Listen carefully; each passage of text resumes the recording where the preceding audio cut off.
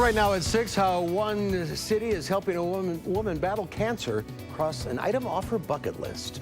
Plus, events across the state are celebrating freedom, and that includes the duck pond, how the Mallards are honoring military members, and an update of a fatal home explosion in Oneida, Wisconsin, what investigators say caused it. This is News 3 at 6. Good evening, everyone. I'm Mark Kane. Happy 4th of July. Hope you're having a good, hot, and safe one. Gary Canalti is over in the Weather Center with a possibility of some rain this evening. Yeah, in some spots, people are already getting thunderstorms, but others may miss out on the rain altogether. Let's start out by taking a look at alert day that remains in place for tonight. For temperatures this evening, it'll stay in the 80s. That means heat index readings will be at or above 90 even through the evening hours, and there is a chance of thunderstorms. Now, as we take a look at Doppler trackers, two areas of thunderstorms, one to the east of Madison running from eastern Dodge County down to around Janesville, an area of showers and storms out to the west of Madison from around Lone Rock and Richland Center back to just west of Platteville.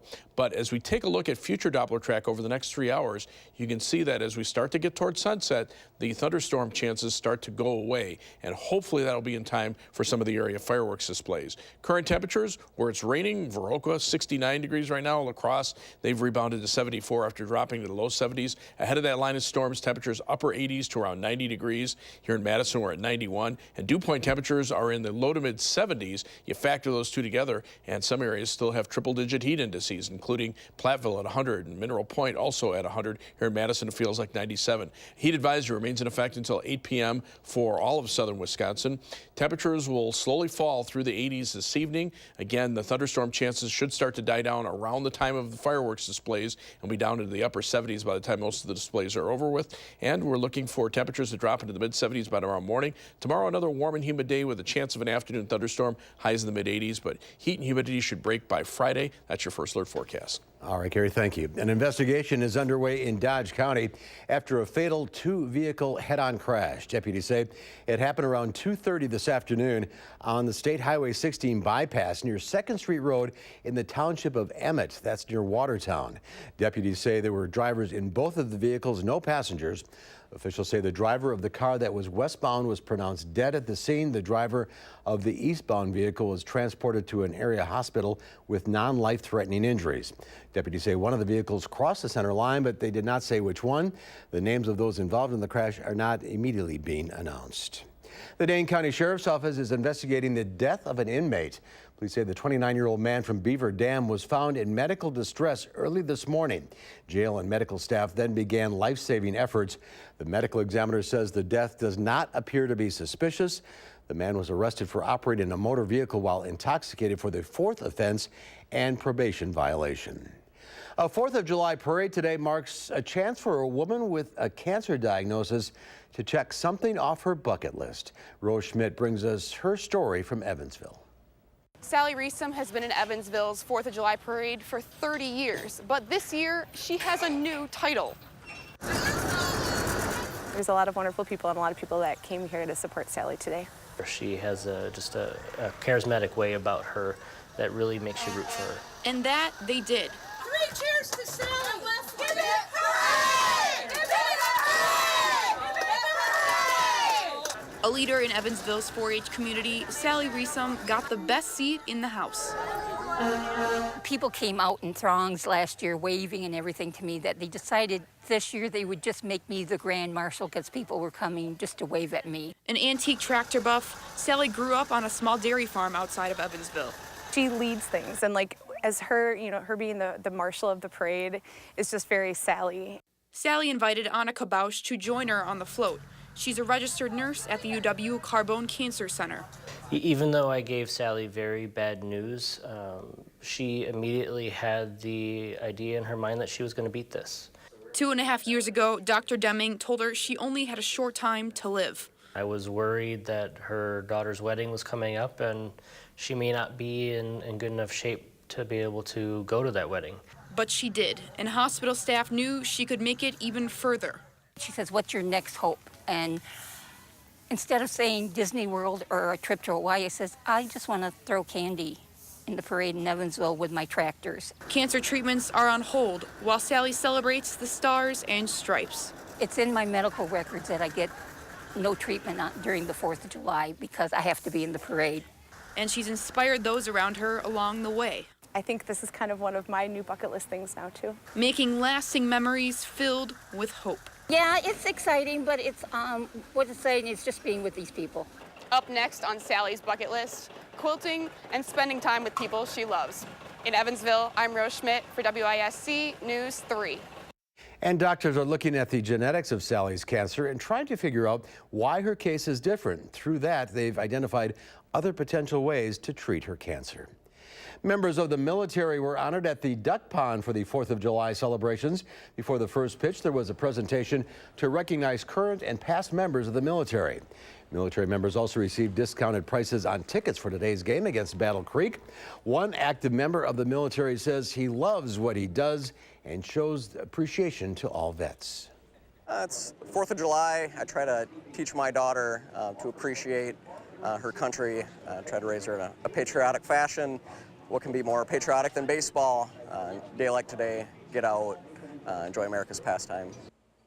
In the first game of the second half of the season, the Mallards fell to the Battle Creek Bombers 7-0. A parade featuring kids from Mount Horeb is helping children build a bond with local firefighters.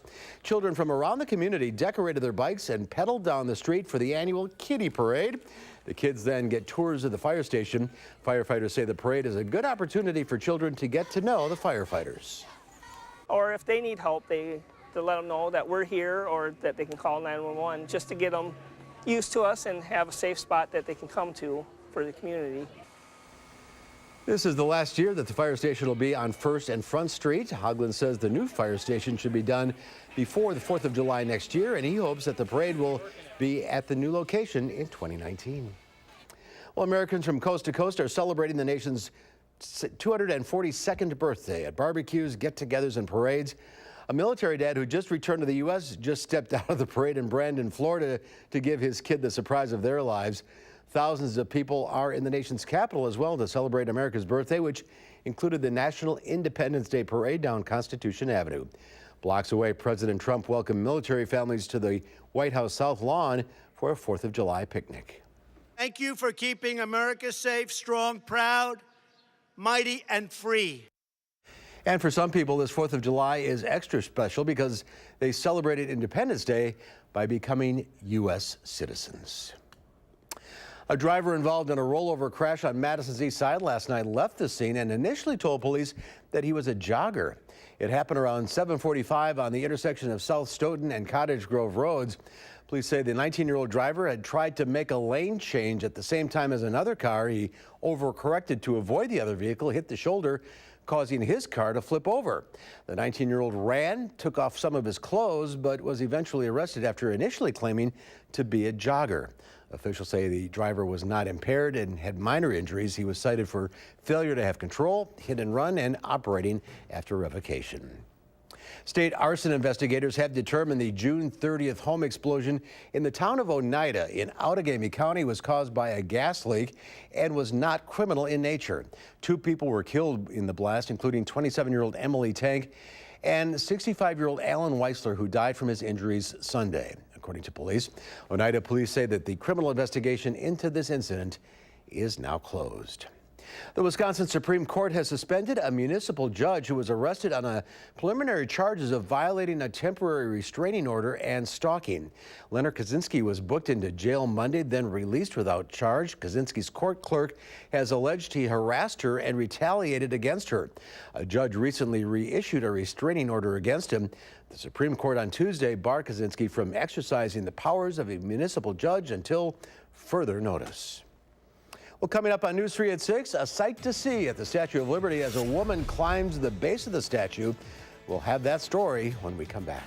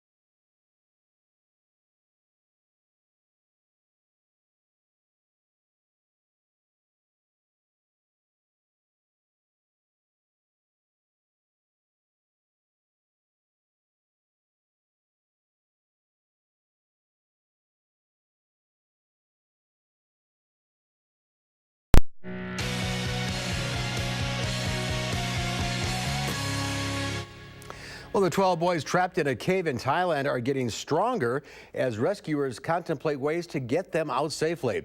The team is trapped about 2.5 miles from the entrance to the cave.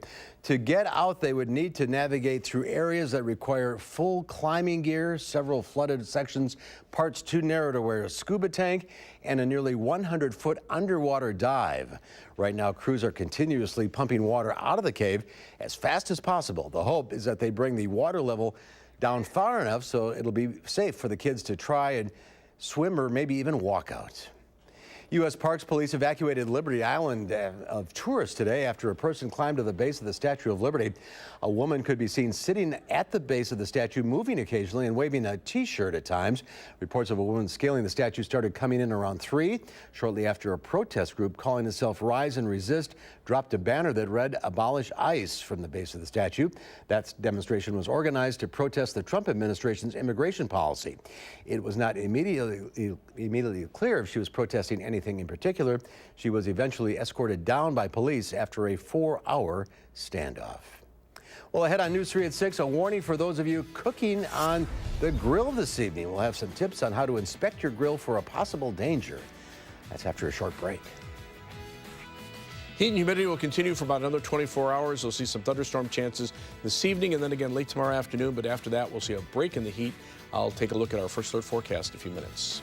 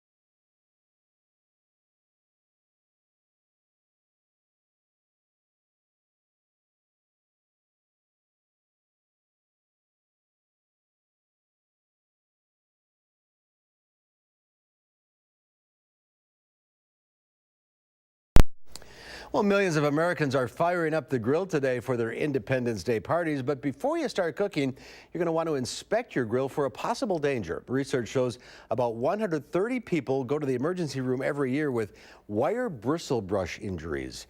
It's due to a piece of a wire brush that's used to clean the grill, which can get stuck in the food and be consumed. There's a piece of wire that you're not going to be able to digest, and that can actually cause an internal burn injury that can actually burn through parts of your stomach or your intestines. And doctors say you can avoid these injuries by taking a damp cloth and wiping off the entire grill before turning it on. And if you are out grilling this evening, you'll want to make sure you have the right protection from mosquitoes. The Center for Disease Control and Prevention recommends EPA-approved insect repellents containing DEET, picaridin, IR 3535, oil of lemon eucalyptus, or 2 Underken-1. Many of these repellents are safe for use in children and pregnant women. Doctors say you should see them right away if you get sick after a bite, and be cautious to avoid scratching because it'll only make the bite itch more. You don't know what kind of bacteria are residing under your nails. So if you scratch that area, you could potentially cause an infection. To keep mosquitoes at bay from the start, make sure you clean up any standing water in and around your home so they don't have a place to breed. Another reason to stay inside this evening. Boy, they're bad out there. They are, but the air is just so thick out there, you can almost cut it with a knife. Yeah. But there is an end in sight to the humidity, at least for a little while. That'll be about 24 hours away. But first of all, we have an alert day in place for tonight for temperatures that this evening will remain well into the 80s, and with heat index values at or above 90 in most locations, that could cause some problems for people who are out in the heat and the humidity. There's also the chance for some thunderstorms that could bring some heavy downpours. Heat advisory remains in effect until 8 p.m. for all of southern Wisconsin. Temperatures right now range from the upper 80s to the lower 90s in the central part of our viewing area, to the 70s where thunderstorms are moving through Dodge and Jefferson County, and also 70s out to the west where thunderstorms have moved through western Wisconsin. So some people have gotten a little bit of relief from the heat. Those who haven't, still looking at heat index values in the upper 90s to the triple digits. Still 102-degree heat index in Mineral Point this hour, in Madison up at 97 degrees.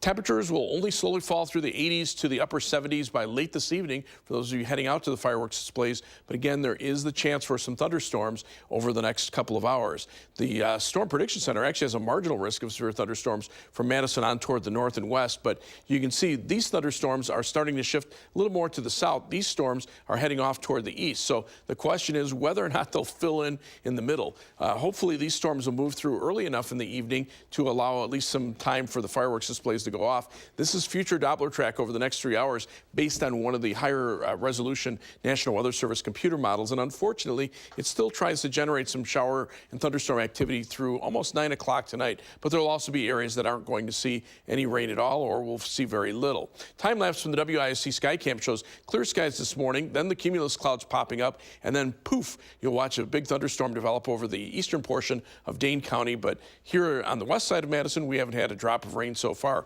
There's the live view from the WISC Skycam. Looks pretty ominous toward the south and to the east, but the Platteville Quimby Radio Skycam just shows hazy sunshine looking out to the east of Platteville, and the Edgewater Skycam in downtown Madison still shows sunshine over the Capitol. As we check out the almanac for today, the high in Madison so far 91, the low at 70, and right now we're sitting at 91 degrees, winds out of the west-southwest at 7 miles per hour. The heat index at 97. The dew point temperature is running around 70 to 75 degrees. Temperatures again have cooled off where there's thunderstorms. Otherwise, the humidity remains high through much of the Midwest. Far to the north and west, that's where the drier air is, and that'll be in here sometime tomorrow afternoon, tomorrow evening.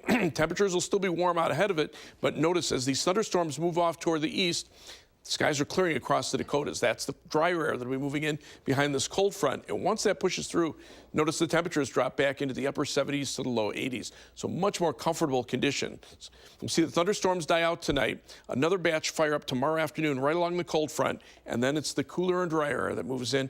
Temperatures drop back to the lower 80s by Friday. But with the humidity levels down, it'll feel much more comfortable.